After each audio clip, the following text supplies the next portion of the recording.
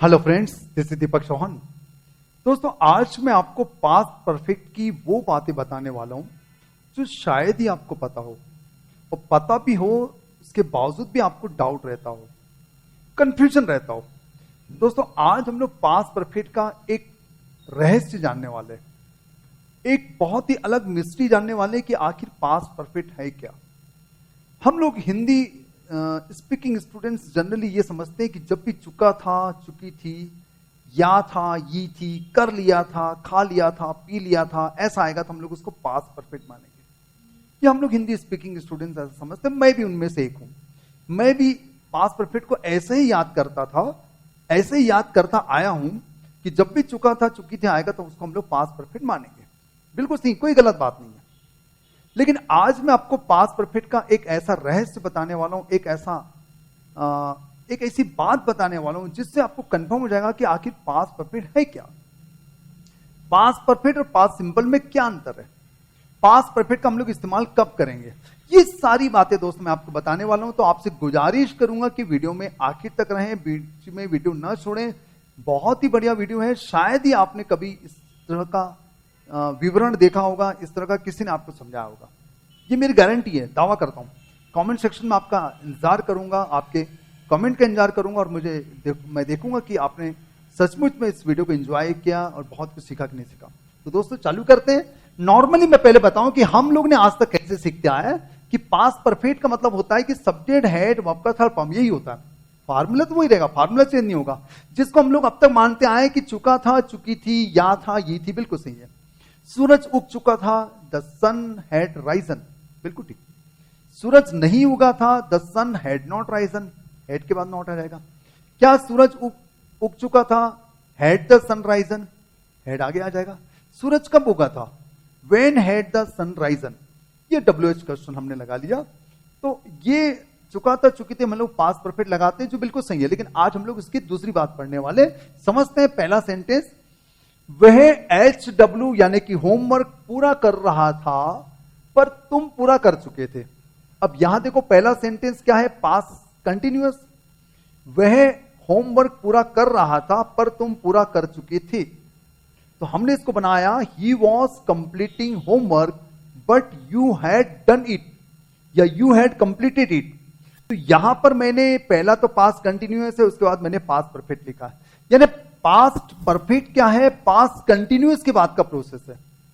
Past perfect जो है वो पास्ट कंटिन्यूअस के बाद का प्रोसेस है। अब ये कह रहा है कि ही जो था वो तो होमवर्क कर रहा था, लेकिन यू जो था उसने कर लिया था। यानी यू जो है वो अभी भी यू वाला काम पूरा कर चुका था, जबकि ही उस काम को कर रहा था। तो आफ्टर पास्ट कंटिन्यूअस हमको पास्ट परफेक्ट लगाना है। जैसे में कहना है कि मां खाना बना रही थी पर वह खाना बना चुकी थी, किसी और के बारे में कह रहे हैं। तो mother was cooking food but she had made food, mother was cooking food but she had made food, या शी हैड कुक्ड फूड, ये होगा। तो ये पास्ट कंटिन्यूअस के बाद का प्रोसेस है, ये आपको पहली बात ध्यान देना है। अब दूसरा सेंटेंस देखते हैं, मुझे पता था कि कल तुम्हें सिरदर्द था, मुझे पता था कि कल तुम्हें सिरदर्द था।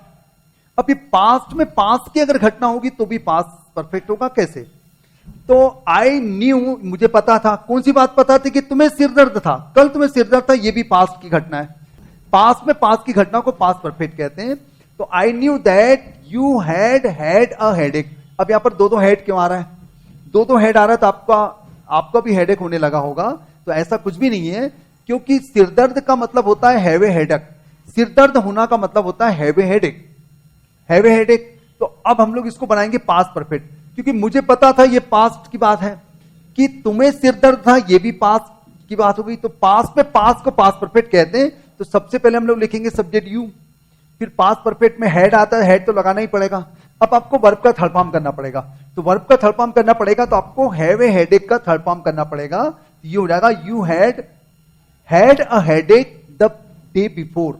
कल का मतलब यहां होगा द डे बिफोर, क्योंकि इनडायरेक्ट स्पीच में यस्टरडे नहीं लिखा जाता है, द डे बिफोर लिखते हैं या फिर प्रीवियस डे लिखते हैं, इसलिए मैंने यहां पर द डे बिफोर लिखा, या फिर द प्रीवियस डे लिख सकते हैं। तो ये ऐसा होगा। अब अगर मैं इसको ऐसा बोलता, मुझे पता था कि उसने जवाब नहीं दिया था, मुझे पता था कि उसने जवाब नहीं दिया था। अगर ये सेंटेंस कहना रहता तो मैं ऐसा कहता, I knew that she had not replied, I knew that she had not replied, ऐसा होगा। तो दोस्तों आपको याद रखना कि पास्ट ऑफ पास्ट को भी पास्ट परफेक्ट कहते हैं। पास्ट ऑफ पास्ट, ये क्या है? पास्ट ऑफ पास्ट, इसको भी पास्ट परफेक्ट कहा जाता है। तो ये पास्ट ऑफ पास्ट हुआ। एक सेंटेंस और लेते हैं, मैंने देखा कि शेर पिंजरे से गायब हो गया था। मैंने देखा, पास्ट टेंस हुआ है।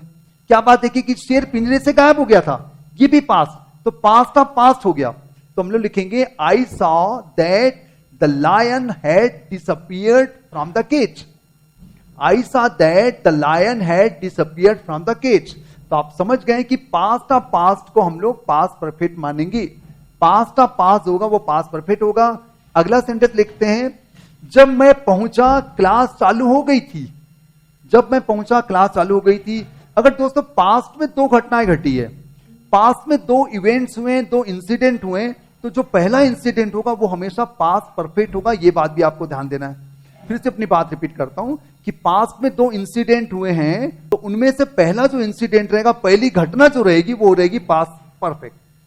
तो देखिए, जब मैं पहुंचा क्लास चालू हो गई थी, तो पहला काम कौन सा हुआ? क्लास चालू हो गई थी, तो क्लास चालू हो गई थी, ये पास्ट परफेक्ट माना जाएगा। When I reached, the class had started.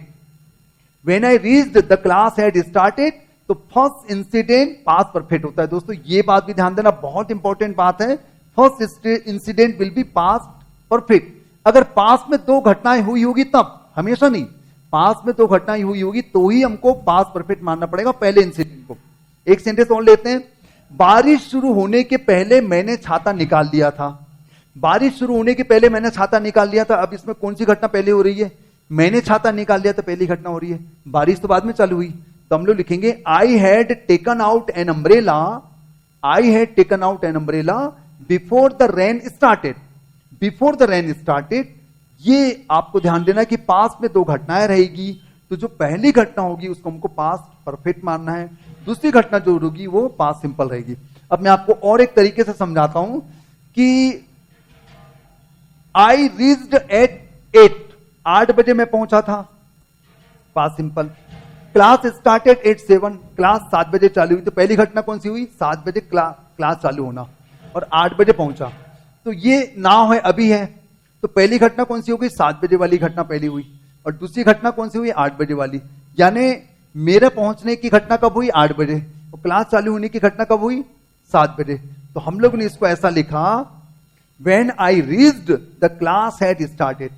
When I reached, the class had started. ऐसा लिखा दोस्तों। तो मुझे उम्मीद है कि आपको ये सारी बातें समझ में आ गई है कि चुका था चुकी थे में पास्ट परफेक्ट तो लगाना ही लगाना है, वो अलग चीज है, लेकिन पास्ट कंटिन्यूअस के बाद का जो प्रोसेस रहेगा वो हमेशा पास्ट परफेक्ट रहेगा।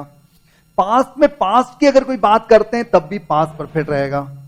पास्ट में अगर दो घटना बता रहा है तो उसमें पहली घटना को हम लोग पास्ट परफेक्ट मानना है और दूसरी घटना को पास्ट सिंपल मानना है। तो ये इसकी 3-4 मोटी मोटी बातें थी, मुझे लगता है आपको समझ में आ गया है। अब मैं आपसे कुछ सेंटेंस कह रहा हूं, तो आप कमेंट सेक्शन में उस सेंटेंस का ट्रांसलेशन करके बताएंगे, और मैं देखूंगा कि अगर आपने सारे जवाब सही दे दिए तो मुझे लगेगा कि आपको आज का टॉपिक समझ में आ गया, क्लियर हो गया।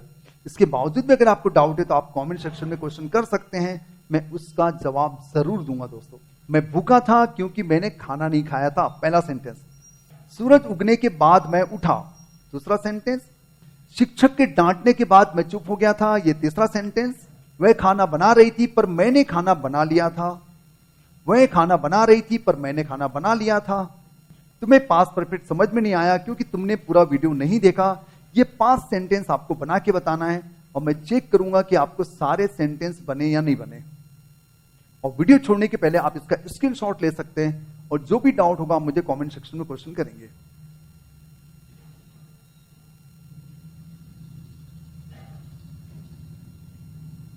थैंक यू वेरी मच दोस्तों। इसी प्रकार मैं बहुत सारे टॉपिक्स लेके आया करूंगा जिसमें हम लोग लीक से हटकर वो चीजें पढ़ेंगे, हम लोग थीम से हटकर चीजें पढ़ेंगे जिससे आपको अपनी अंग्रेजी को समझने में दिक्कत ना आए।